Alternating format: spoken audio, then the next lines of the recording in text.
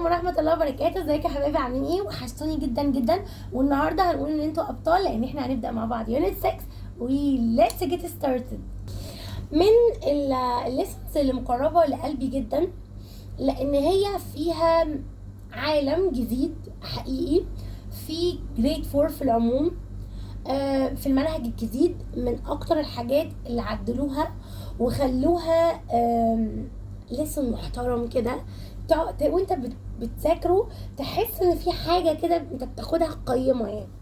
طيب عشان ما ازودش عليكم، دلوقتي احنا الليسن بيتكلم عن كتاب المعاصره، وجايب ان ده تو ليسن. اول ليسن بيتكلم عن الفاكتورز، وتاني ليسن بيتكلم عن البرايم والكومبوزيت. طبعا هم كلهم يعتبر في ليسن ايه واحد. اوكي، قبل اي حاجه احنا عايزين نعرف what the meaning of factors. يعني ايه كلمه factor؟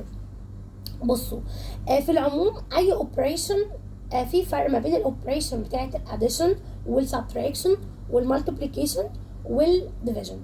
طيب الفاكتور دي بتتكلم عن المالتيبليكيشن، بمعنى انا لما اجي اقول لك 2 باي 3 equal 6، اوكي، يبقى انا هنا بتكلم عن ان ال 2 دي فاكتور وال 3 دي فاكتور. 2 باي 3 فاكتور باي فاكتور equals، حد هيقول لي الانسر اللي هي ال 6، اوكي هي اسمها انسر، بس عشان هنا الاوبريشن مالتيبليكيشن فاسمه برودكت. يبقى انا فاكتور دي هي ما هي الا اكسبريشن بيعبر ان انا لما اقول لك يعني ايه هات لي الفاكتور مثلا بتاعه ال 6، فانت عارف ان كلمه فاكتورز دي يعني بدور على حاجه باي حاجه equals النمبر اللي انا قلته لك ده. هو ده معنى كلمه فاكتور. يعني لو احنا هنقول كديفينيشن، فاحنا ممكن نقول the number multiplied by another number to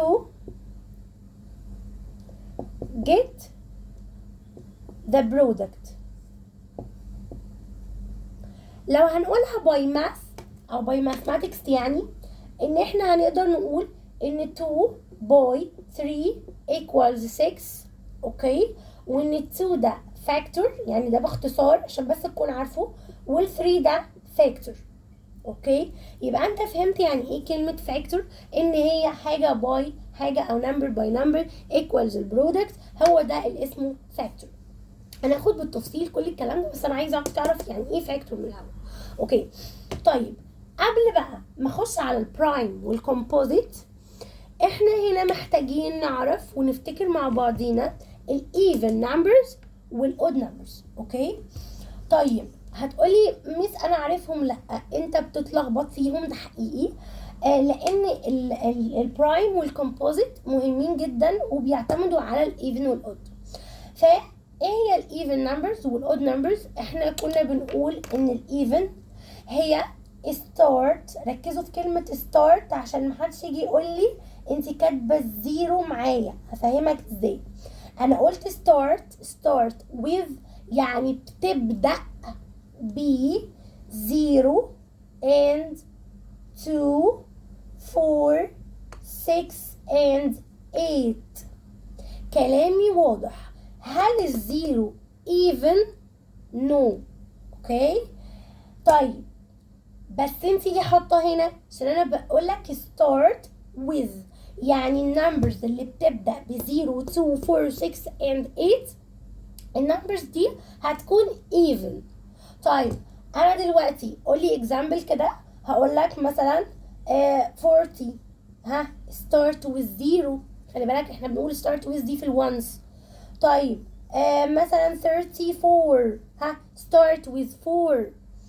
ممكن نقول 98 start with 8، احنا نركز على الونس.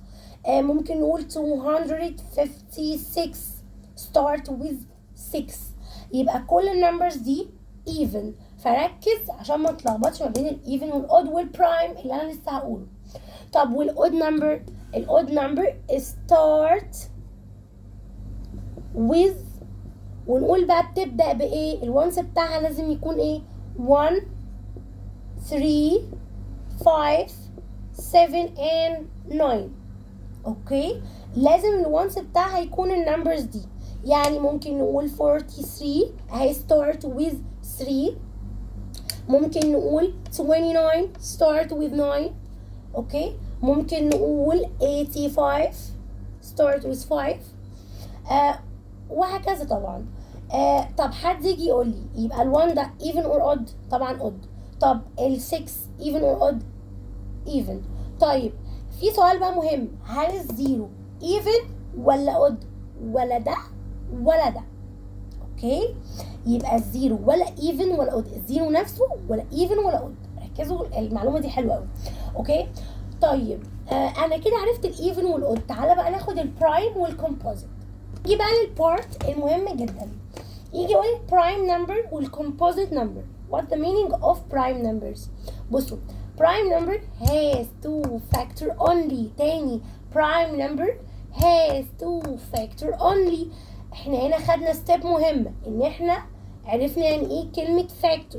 فانا لما بقول لك البرايم نمبر ده هو اللي عنده two factor only. يعني تعالوا بقى نحفظ بس الديفينيشن بتاعه كويس قوي. has two factor only. ايه الكلام ده بقى؟ انا قلت لك من شويه ان مثلا نمبر 6 عنده الفاكتورز بتاعته ممكن 2 و 3، بحيث ان 2 باي 3 equals 6 صح؟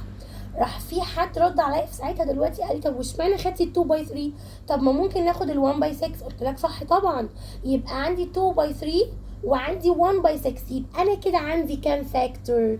4. ودي بقى الاسئله المهمه، يجي يقول لي مثلا ال 8 عنده كام فاكتور؟ فال8 لا ده عنده كتير، ال8 عنده 1 باي 8 وعنده 2 باي 4، يعني عنده 4 فاكتورز. طب مثلا 12 عنده كام فاكتور؟ فانا اقول له في عندي 1 باي 12 وعندي 2 باي 6 وعندي 3 باي 4، يعني has 6 فاكتورز. طيب مين بقى يدور معايا على الحاجه اللي عندها 2 فاكتورز only؟ فلو جيت قعدت تفكر، اول حد جه قال لي ال1 يا ميس. قلت له غلط. بص لي كده، قلت له ما هو ال1 ما عندوش 2 فاكتور، يعني ال1 عباره عن 1 باي 1. طب ما هو كده عنده ايه؟ هتقولي 2 فاكتور ازاي؟ ما هو لازم يكونوا different. يعني هنا 1 باي 1 اللي هي 1 بس، يبقى ال1 has 1 factor، يبقى مش برايم. طب ال1 يعني مش برايم؟ لا مش برايم. طب ال1 كومبوزيت؟ لا مش كومبوزيت. وافتكر بقى كلامي كويس، يبقى احنا خدنا من شويه الزيرو ولا ايفن ولا اود، طب وال1 ولا برايم ولا كومبوزيت، وهتفهم تاني معايا. طيب نبدا تاني نكمل. طب ال2 يا ميس ال2 عندها 1 باي 2 بس، يبقى عنده كام فاكتور؟ 2. جميل، يبقى ال2 ده برايم. طب ناخد ال3 اللي بعدها، احنا عمالين نفكر مع بعضينا. طب ال3 كام باي كام؟ هتقولي 1 باي 3 بس، مش حاجه تانية تطلع خالص 3 غير ال1 باي 3، يبقى عنده كام فاكتور؟ 2. يبقى ال3 معانا برايم. احنا عمالين ندور بقى. فقلنا ال4 ال4 عندها كام باي كام؟ عندها 1 باي 4. فحد رد عليا عندها 2 باي 2. على فكره يا ميس قلت لك كلامك صح، يبقى عندها 2 باي 2 اللي هي ناخد 2 واحده عشان مش بنكرر النمبرز. يبقى عنده كام فاكتور؟ 3 فاكتورز. يبقى انت كده مش ايه؟ مش برايم. طيب اللي بعد ناخد ال5. ال5 عندها كام باي كام؟ 1 باي 5. هل في حاجه تانية تديني 5؟ تقول لا، يبقى ال5 برايم. طب تعالوا ناخد ال6 كام باي كام؟ راح حد رد عليا قال لي يا ميس 1 باي 6. راح التاني رد عليا لا يا ميس ده فيها 2 باي 3. يبقى عندها كام فاكتور؟ 4. يبقى دي نوت برايم. حلو. طب ناخد اللي بعده ال7. احنا عمالين نفكر ونشوف يعني هل هنحفظها ولا هل هنعمل ايه. قلت له 7 وما فيهاش غير 1 باي 7، هل في حاجه تانية تطلع 7 ويكون البرودكت بتاع 7؟ قلت لي لا. قلت لك يبقى ال7 معانا، يبقى هنا 7. طب هل البرايم نمبرز ليها عدد؟ لا طبعا، ده انفينيتي. ليه؟ لان هي كتير جدا جدا جدا جدا.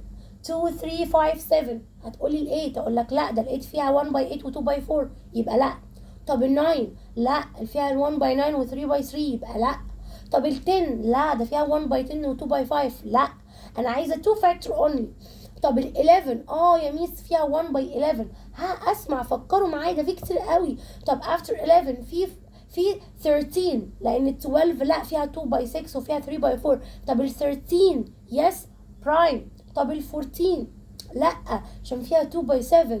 طب 1 باي 14 طبعا ففيها 4 فاكتورز وهكذا.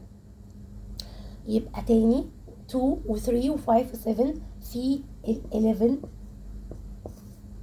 في ال 13 في ال 17 في ال 19 في ال 23 and so on في كتير جدا. طيب حد لاحظ حاجة؟ نيجي من هنا أسئلة الامتحانات القوية جدا. أول حاجة هنقولها إن كل البرايم نمبرز بيكونوا odd. يبقى تاني لازم كل البرايم نمبرز تكون odd. ليه؟ لانك مش هتختار نمبر ايفن. انا من شويه قلت لك يعني ايه ايفن. الايفن ده يعني يقدر بيكون ديفيزبل باي 2 يعني يقدر يتعمل له ديفايدد 2. لو خدت بالك اي حاجه ستارت وذ 0 10 مثلا تبقى ديفايدد 2 20 ديفايدد 2 12 ديفايدد 2 تنفع 14 ديفايدد 2 تنفع. فاي نمبر ايفن هنقدر نعمل له ديفايدد 2 فهيبقى فيه 2 باي نمبر وكده كده اوريدي الحاجه الثابته اللي هي 1 باي نفس النمبر. يبقى لازم has 2 factor only ده يكون has 2 factor only اللي هو the number and itself. يعني خدتوا بالكم 2 1 باي 2 بس 1 باي itself 3 1 باي 3 5 1 باي 5. يبقى اول سؤال معانا the all prime numbers are odd. سمع حد من هناك كده بيقول بس 2 مش odd فقلت له خلاص عشان خاطرك except 2. تاني يبقى كل البرايم نمبرز اللي نعرفها واللي ما نعرفهاش هيكونوا odd numbers except ما عدا ال 2. سؤال امتحان. طيب تاني سؤال امتحان يجي يقول لي مثلا the factors of prime numbers. the factors of prime numbers يعني prime number مثلا 3 الفاكتورز بتاعته مين؟ هسمع ال1 and itself. يبقى ده كده تاني سؤال امتحان. يبقى تاني the prime numbers of أو the factors of prime numbers are 1 and itself. اتفقنا كده؟ كده فهمنا البرايم صح؟ لو فهمته كويس جدا اقعد بقى فكر مع نفسك كده after 23 يكون برايم نمبرز. فكر هتلاقي معظمهم odd. انا ما قلتش ان كل الاود يكونوا برايم لان في ال9 انا ما خدتوش مع ان ال9 ده على فكره ايه odd ولكن انا ما خدتوش معايا في البرايم. يبقى مش كل الاود برايم بس كل البرايم بيكونوا odd ما عدا مين؟ ال2. فكر وقولي في الكومنتات مين ال 23 after 23 يكون برايم. اوكي طيب الكومبوزيت بقى. الكومبوزيت opposite البرايم عكس البرايم has more than 2 factors يعني عنده اكتر من 2 factors. كل اللي احنا ما خدناهمش هنا في البرايم نمبرز هاتهم لي هنا ما عدا مين؟ ال1. اوكي كده يعني كل النمبرز اللي احنا ما خدناش احنا خدنا 2 صح يبقى دي برايم يبقى اكيد مش كومبوزيت. طب ال3 خدناها ال4 ما خدناش يبقى ال4 معانا.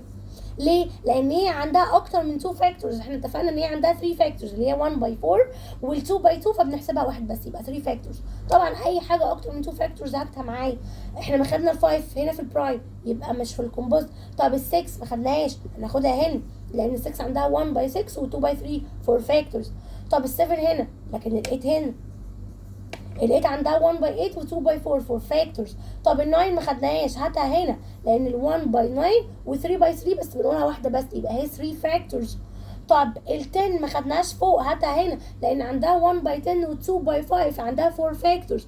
فاي نمبرز ما خدناهوش فوق هناخده تحت يبقى هنا مثلا ال12 وعندنا ال14 وعندنا ال15 عشان عندها 1 باي 15 و3 باي 5 عندنا ال16 عندنا كتير. الفرق ما بين البرايم والكومبوزيت هم عكس بعض. الحاجه النمبر الوحيد اللي مش هيتاخد معاهم هو ال1 ولا برايم ولا كومبوزيت. وده سؤال كمان امتحان مهم جدا جدا جدا. تيجوا ناخد الاسئله مع بعض. احنا خلصنا الشرح على فكره، ناخد بس الاسئله ونشوف الاسئله بتيجي ازاي.